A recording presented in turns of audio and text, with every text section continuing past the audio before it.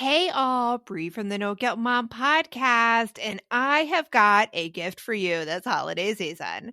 If you love the No Guilt Mom podcast, and I mean love the No Guilt Mom podcast, then tell us about it. Leave us a review, and you can be entered to win a No Guilt Mom gift card. All you have to do is leave a review, take a screenshot, and then simply go to noguiltmom.com/review to enter our giveaway for a free No Guilt Mom gift card, simply for telling us what you think about the podcast. It is amazing. But don't delay. Get right on this, as we're going to be giving away that No Guilt Mom gift card on December 21st. So get right on over and visit noguiltmom.com/review. Welcome to the No Guilt Mom podcast. I am your host, Joanne Crown, joined here by Bree Tucker. Why, hello, everybody. How are you? We're just chilling today in summertime. Can't go outside here in Arizona because this is like our winter, like the harsh winter that people complain about back east. That's summer in Arizona. We just don't go outside. I know. I was very disappointed when I realized we had reached that point in the summer. I was complaining because we had to go out car shopping, and so I did not want to be out in that heat. And my husband's all like, well, hey, at least we made it till June. And I'm like, oh, you're right. Yeah. Like, that is it. It's an accomplishment. It's an accomplishment for sure. Yeah. Today, we are talking about, oh my gosh, this is something that really, I want to say like frost my timbers, but I am mixing metaphors there for idioms. That would be a good one, though. I like that one. I'm going to make that one now. Frost my timbers. Timbers my timbers. Frost my timbers. Something my buttons. I don't know. Gets me all riled up when I hear it. It is when people are not choosing to use punishments in their parenting and they're being called soft by others. Yeah. And that's where I'm like, okay, we need to talk here because you're not soft for not giving punishments. Punishments are not effective. And for all of that pushback you hear that you're being soft, or even the stuff you're seeing, like it's not working, you feel like your kids are taking advantage of you. We're going to go through the ways of how to be consistent with these consequences and how to make them actually rational and realistic and work for the situation without being a punishment. And I would love to see at the end of listening to this episode, you being able to have that argument back to those people that are like, oh, spare the rod, spoil the child. You're such a pushover. Be like, no, I'm actually teaching my child life skills. This is actually going to be a positive thing, and you're going to be able to point that out, and they're going to just be quiet. Just hearing that word pushover gets me riled up. So we hope you enjoy this episode, and let's get on with the show.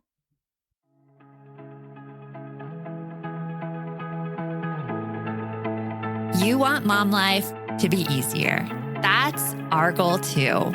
Our mission is to raise more self-sufficient and independent kids, and we're going to have fun doing it. We're going to help you delegate and step back. Each episode will tackle strategies for positive discipline, making our kids more responsible and making our lives better in the process. Welcome to the No Guilt Mom podcast.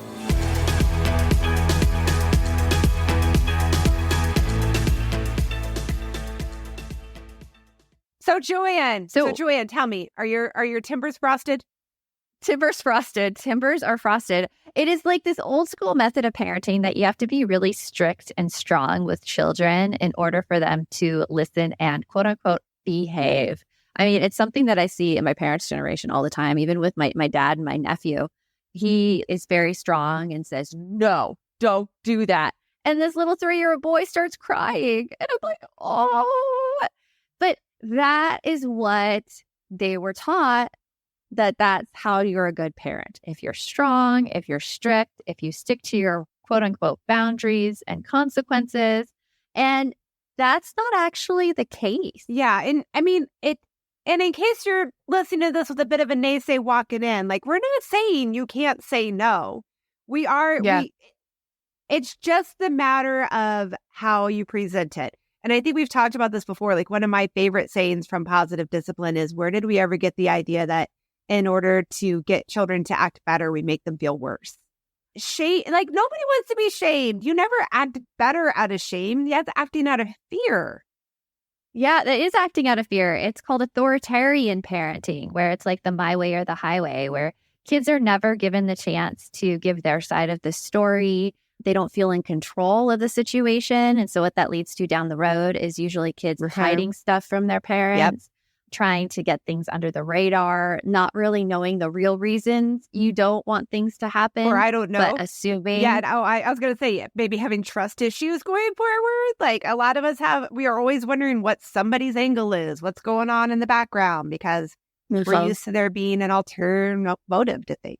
So, yeah. And so what we shift towards is called authoritative parenting, where you are still the adult, you're still the master guide, but you're really looking for all the information in the situation, making sure kids have their voices heard, even if you disagree with their voices, just letting them know that they can share their opinion and share what is bothering them without being accused of talking back. Yes. It's huge. Yes. Well, because I think we all want our kids to be able to voice their opinion, right? I would hate for my kids ever to be in a situation as they get older where they feel like they have to be quiet and they have to take what is possibly abusive, like not feedback or whatever, but be in an abusive situation. Abusive behavior. Yeah. Like, why is that? I haven't had enough coffee yet this morning, apparently. I still have half of my cup to drink. But anyway, I would drinking my whole thing, Brie. I got you. Between the two of us, we have a fully caffeinated person. Yes. But yeah, I would hate to think that my children would grow up thinking that they have to be quiet, submissive, subdued. They can't voice their opinion because they're not supposed to, and then end up in a miserable situation. I think we could all agree we don't want that future for our kids. And I'm not saying that because I was brought up in a situation where my parents, it did spank me when I was little and I did have punishments, that I can't function. I have all these things, but I would love for it to be even better, right? Because isn't that always our goal? Next generation. You're looking to improve. Yes, next generation. And better. it was the culture we were raised with. So if right now, the things that we're going to suggest, if you're like, oh my gosh, I don't do those, no shame here. There is no shame. Please give yourself some self-compassion through this whole process, because all you are doing is you're repeating the behavior that you were shown. Yeah. Because that's what we do if we're not intentional. If you're not here listening to this podcast, you wouldn't even be aware of it. So give yourself a pat on the back for being here and listening.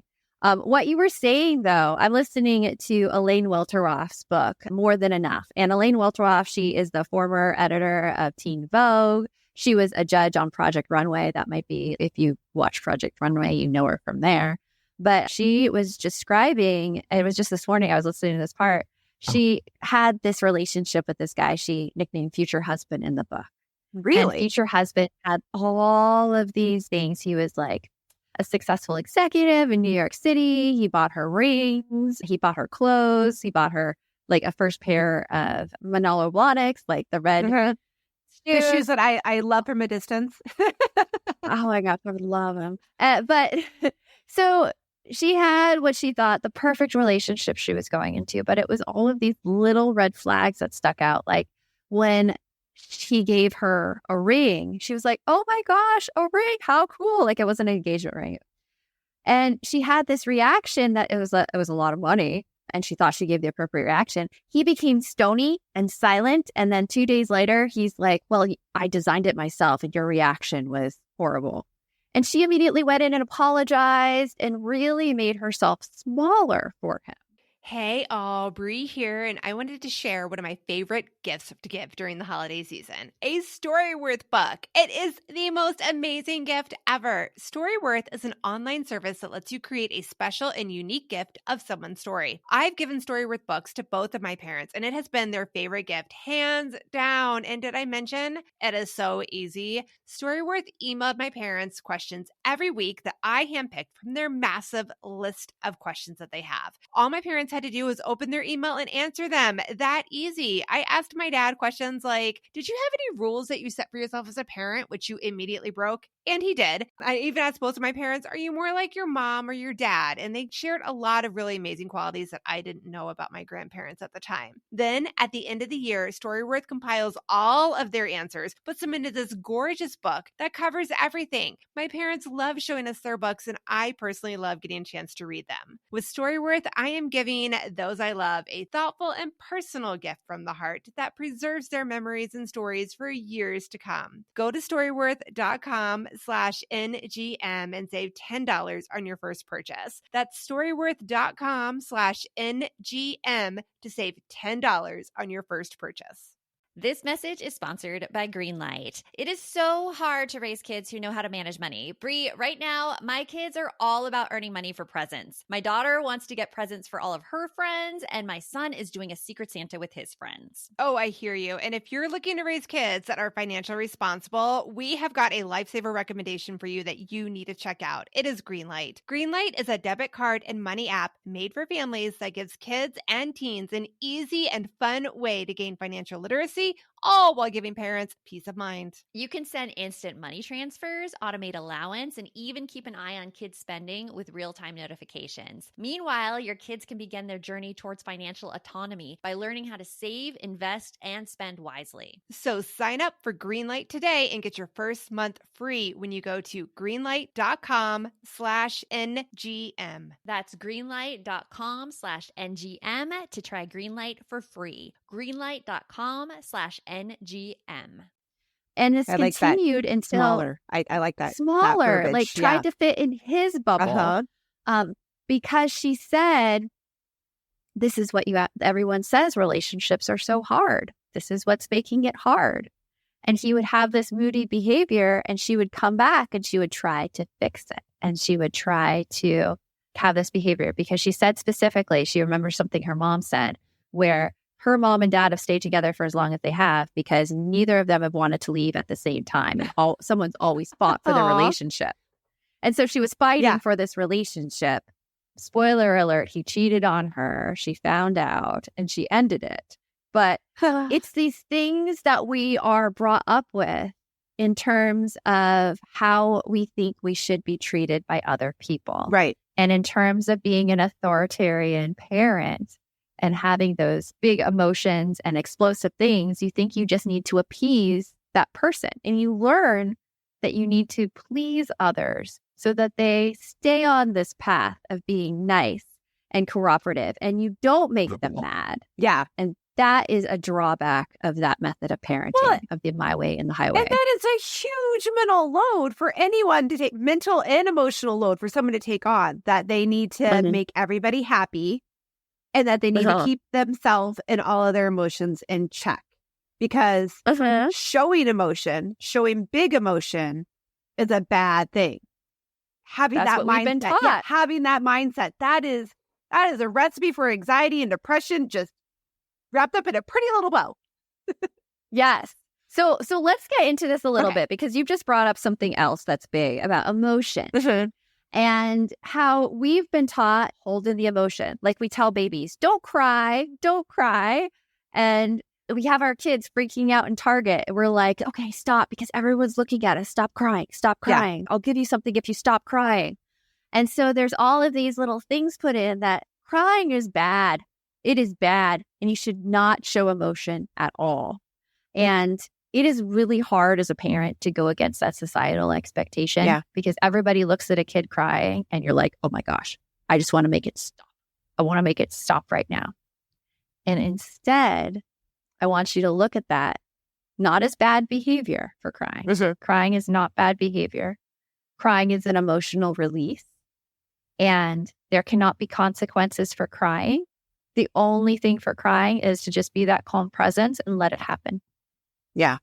That's a hard thing. That is hard. That's really hard. Especially, I'll throw in the extra caveat of when it's going to sound really bad, but I know we all do it. When we are looking at our kid crying and being like, seriously, this is the reaction we're having over this. You're making a big deal out of nothing. Because we think that because, I mean, there are times when those big emotions hit and we're like, we're really going to cry that bad because you got the red cup instead of the blue cup? Really? Really? But it is big to them. It is big to them in that moment, for sure. So, yeah. Yeah. It's a minimizing behavior, what you just described. It Like is. when we minimize kids' emotions and say, oh, it's no big deal. Yeah. Or we might even name call them. Oh, don't be such a baby. Yeah. I mean, that happens. It comes out. What are you? 3? Come on. I thought you were a 5-year-old. Exactly. And and I think the worst part of it is like a lot of times when we do that, we're not trying to be demeaning. We actually, we actually think we're doing well, right? Because we're like, oh, I'm going to make them laugh. And oh, I'm going to make them realize that this isn't that big of a deal and they can move on. But they don't have, that capability yet. Yeah. It's they're like, oh, you should look at this thing and think of how great it is. That's something that we do. Or try to fix it and give them solutions. Right. Like, oh, you're crying. You should take that cup and just fill it with Cheetos or something. Right. And then that'll make you happy. Right. And I think that keeps me in check is if I think of myself in the same situation coming to my husband and him having the same reaction. So if I'm at a party and I have my special cup there and I really, really wanted that cup, I had my heart set on that cup like it's glittery and someone comes off, we'll make my sister. My sister came and just took it. And I go to him and I'm like, oh my gosh, my sister took my glittery cup that I planned for this margarita Monday. I can't believe this. And he told me, oh, just go get that other cup. I'd be like, what the hell? Oh, you're a 41-year-old woman. Why do you care about a cup? Yeah. Yeah. That can be rough. It's one of those things where we know that behavior is not acceptable with other adults, right? But we don't remember that with kids. Right. So we've got the situation like you don't want to do punishment or you've been trying punishment. It doesn't work out. It feels icky. So you don't follow through. And so you just don't understand why it's not working. And we've taken off the thing of there's no punishment for crying or big emotions. Yes. That's just something please. You be the calm presence and you work through. Throw that there's out. No punishment. Yeah. Throw that process out. Mm-hmm. Another mistake we make is that we think that the consequences are going to stop the behavior. So if your kid is constantly taking things from his sibling, we think, oh, you know what? You take something from your sibling again, no screen time for the rest of the afternoon. And we think that, okay, well, that'll fix it. And it won't. And you know what? And it doesn't fix it. And I think a lot of parents turn that internal thing into themselves then. Be like, oh my gosh, I just didn't give the right consequence. Or I'm just not consistent with taking away screen time whenever he takes something away. Or they think it needs to be bigger and badder. Yeah. That's another. Or that's not a strong enough consequence. Yeah. I'm not being strong enough. I'm being a pushover. Yeah. We're here to tell you, no, that's not how human behavior works. Nope. The reason that kid keeps taking things away is because he is not in control of that behavior. He's trying to get a need of his met, and he needs some teaching on how to get that need met. It is not the taking away that's the issue. There is something underneath that issue. Yep. So maybe it's not just taking the item. Maybe it's the way that this kid is communicating with his sibling, right, to get something that they need. Maybe the kid, every time they take something, the sibling actually pays attention to Oh my gosh, I have that. I still do. Yeah. Sorry, I didn't mean to interrupt on that one, but like this with my scenario. My oldest will, when they were younger, okay, well actually first, when they were really little, my youngest would terrorize the older one, but that's because she was just that baby. But then as they got older, all the way through until like 13, 14, my oldest would just pick and prod and take things from his sister because he wanted her attention and you could see it. Yeah. There was no denying, like his face would get big and smile anytime because then she would interact with him. So yeah, it happens. And attention's not a bad thing to get. I mean, so many people are like, oh, just ignore them. Yeah. They just want attention. It was a maladaptive attention. Yeah, it was a maladaptive way for it to happen, but it happened. And I would constantly try to explain to his sister, I'm like, why don't we just come up with something that you're willing to do with him? And then he'll stop coming in and taking your stuff. And he'll stop like you or whatever he's doing. Yeah. Or he knowing that, okay, this is not a great way to get her attention. Yes. Let's think of what your sister likes and suggest some of those things and that we would do instead. Yep, and you would try that too. And yeah, but that happens a lot with siblings, I think. So like you said, no amount of punishment is necessarily going to help that out because it's not, your child doesn't understand what they're not grasping correctly in that scenario if you don't talk to them about it.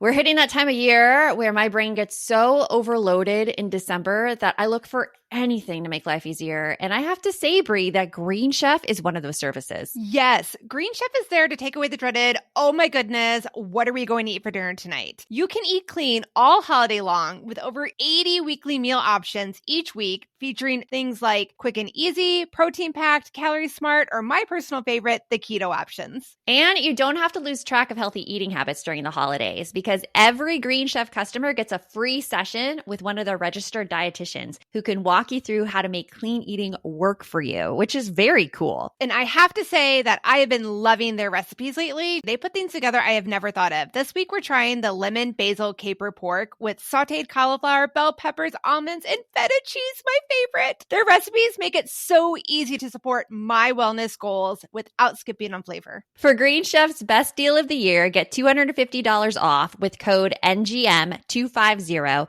at greenchef.com/NGM250. That's greenchef.com/NGM250. And don't forget to use that code NGM250 to get $250 off. Green Chef, the #1 meal kit for eating well. My son is playing a game right now on his computer where he's a thief and the cops are after him. So I'm so excited about this new app, Give As We Grow, where instead of being the quote unquote bad guys, kids are practicing giving back. That is so cool, Joanne. I really wish that there was something like this when my kids were younger that got them excited about giving back to others and helped them build a better understanding of what it really means to volunteer. Give As We Grow is the first of its kind free educational mobile app for children ages 8 to 11 that teaches kids via fun, service-focused minigame quests to tap into their unique talents and interests to help others. And did you know that studies show that there is a biological connection between generosity and happiness, and that volunteering improves people's physical and mental health? I mean, kids who volunteer typically do better in school and are less likely to engage in risky behaviors. And that is something that I think we all want for our kids. Ready to spark a new movement in generosity? Find and download Give As We Grow for free in the App Store for Android and iOS. And for resources for the whole family, visit giveaswegrow.org. Yeah. And to talk to them about it, it's really just sitting down and figuring out the issue. We have some great tools for you on our Balanced VIP membership in our Calm and Happy Parenting program in there if you want. I know, we work on that. Like, way. I think that comes up almost every week in some way, shape, or form. We're working all on the time in down. coaching. Yeah. Drilling down to finding the issue behind the problem. Yeah. So our second thing to help out with the solution, that this one's hard for me. And I think for some people, I mean, there are times when I'm really good at the skill, but I think when it comes to my kids, I could be short on this one, and it's patience. Patience. Well, a lot of the time, say you're on a call, and I just saw this actually in one of our coaching calls. I was on a coaching call with one of our members, and her kids were running around in the background because they had reached the edge of what they were capable of. Yeah. They were like, we are done. We are spent. We're done. We need to run around. We want to know when mom's going to be finished. Yeah. You know? Yeah. And no amount of punishment or consequences would have stopped them from running around because that wasn't the issue. It wasn't that they knew they were doing a bad thing, nor were they intentionally doing a bad thing. Yeah. They were having a hard time managing their own patience.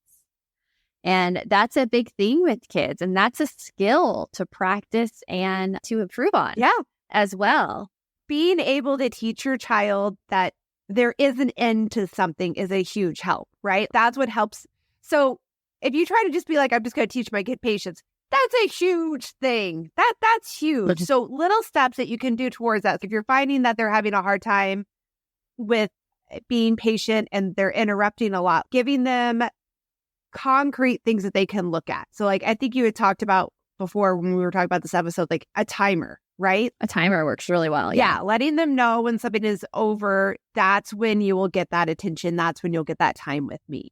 That helps way more than I'm going to no screen time for you or go to your room.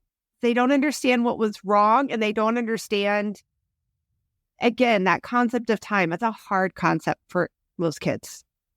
Yeah. And a way to phrase it to kids, especially like if you're on a call, because I do this all the time. Sure. I'm like, okay, I'm going to be on here for 15 more minutes. I'm going to set my timer. And when my timer goes off, I'm going to get off and we're going to go somewhere or whatever I have planned for that day. I'll play a game with you or something like that. Yeah. And so I'll have my timer right here on my desk. And actually, my kids will come in, pick up my phone, look at the timer, put it down and go right out because it's not done yet. I love that. So it's a really handy tool to help kids learn patience, especially when they know the end is coming soon. So they don't have to hold out that much longer. Right. They're improving that. Another big thing we see is messiness. Oh my God. You know what? Leaving stuff around. Okay, wait. So at the time of recording this, I just saw a new Holderness family video where they had done about how we don't like messiness. And so how mom in that video, Kim, was dropping stuff on the stairs and she was caught it halfway there, cleaning up stuff. But I put it on the stairs so you could take it upstairs and the family just walks right past it. It goes upstairs. Yeah. Always happens. Yeah. So that drives us. Oh my gosh. And you were talking about too this morning in a quick one we had with our Balance VIP group too. Leaving stuff around, for instance, if a kid leaves their backpack in the middle of the hallway, whose problem is that? Is that your problem or is it the kid's problem? And you're listening to me right now and you're like, of course it's the kid's problem. No, actually it's your problem because the kid does not yet have that concept of wanting to keep things picked up and clean, whereas you're the one who wants the tidy and clean house. Now, that's not saying that the tidy and clean house isn't something that you want. You want it. Yeah. And of course, you can take steps to get it. But just differentiating between blaming the kid for it when it is something that you are trying to teach and to get across, the whole difference in perspective makes a huge difference in what you do in terms of teaching your kid that skill of picking things up and putting them away versus blaming them or shaming them or telling them that they're not a great person because of it. I think one of the best pieces of advice I heard when it came to this whole sort of organization and thinking about the executive skills that our kids have and don't have was, I believe it was with Katie Hurley a while back. That was during the pandemic. We did that interview, I remember. She was talking about how her daughter's, one of her chores was to make up her bed in the morning. And her daughter wasn't doing it. And she thought, the thought had run through her mind like it does for most of us as parents that, oh, my kid is disrespecting me. They're not listening. They're not following through with what they're supposed to be doing. But because of her background, she took a minute. She talked to her daughter, was like, okay, so why isn't this happening? And her daughter's like, I really don't know how to make up my bed. So again, that example of there's so many things that we think our kids are doing to misbehave, to not listen to us, to say to us, I don't want to do what you want to do. And sometimes they say that, I don't want to clean my room. But then if we take a moment, we realize that they don't have the skills. When you say clean up your room, they're like, holy crap, I don't even know where to start or what to do. So yeah, taking that time and helping break down those executive skills is huge. Way more effective than punishment. And many parents, many adults have problems cleaning too. I mean, with the whole decluttering craze, obviously, people have problems when there's a lot of stuff in one place and it's incredibly overwhelming. So how are we expecting our kids to react to the situation any different than we would react to the same situation? Right. That's huge. Yep. No amount of punishment is going to make me sift through those things. It's really how to tackle it and how to break it down. Yeah. And work on that skill. Okay. Yep. So your consequences probably aren't working because it's not the behavior that's a problem. It is the skill that needs to be taught behind the behavior. And that's what's causing the behavior. And once kids know that skill, then you'll see the behavior start to lessen. Right. I won't say disappear. Well, right. Because nothing's perfect. Well, but there's a curve too, right? There's a learning curve on everything. So like, even if you're working with something that they're doing that is undesirable, you have to give them time to learn how to maneuver it, because like none of us were perfect at anything the first time we did it. Even just think about like learning to ride a bike, for God's sakes, right? How many times do we fall off of that thing when we're first learning before we get way better? And then we can eventually start doing crazy tricks on it. It takes time. Yeah. It definitely takes time. So if right now you have someone in your life calling you a pushover for not giving strong enough consequences, I want you to tell them that, hey, punishments don't work. And in fact, punishments are going to interfere with our relationship later on with our child. They're going to be the teen who rebels. They're going to be the one sneaking away and hiding things from us because they don't want to see us upset. Or they're going to become the constant people pleaser and have to deal with anxiety or depression later on with life because their needs are not getting met. They are succeeding everything to someone else's control. And that's why we do what we do. Yes. So we are teaching them the life skills that are missing so that they can learn them, practice them, and be able to do them on their own as they get older.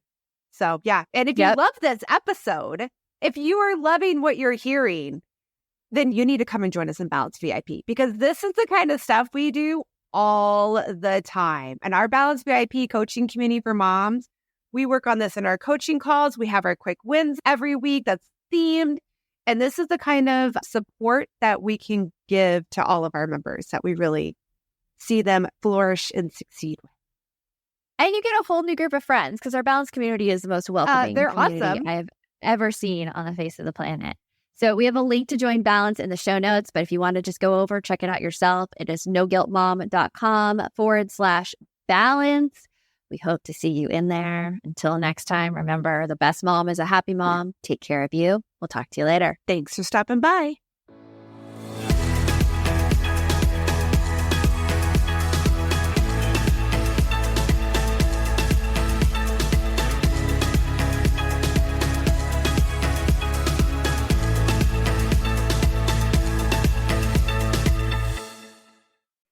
Are you looking for something to listen to with your whole family? Then check out 6 Minutes, produced and created by Gen Z Media. With over 200 twisty, cliffhanger-filled episodes, 6 Minutes tells the story of 11-year-old Holiday who is pulled from the icy waters with no memory of who she is or where she came from. 3 years ago, Brinley Pasternak helped the Anders family uncover the truth about Holiday's past. Now she'll need them to help her find the truth about hers. In 6 Minutes Out of Time, the long-awaited sequel, Cyrus Anders is found unconscious near the mysterious Elixir Academy in Florida, and Brinley learns the school may have a shocking connection to her missing mother. Dive in now and get the most downloaded family audio adventure in history.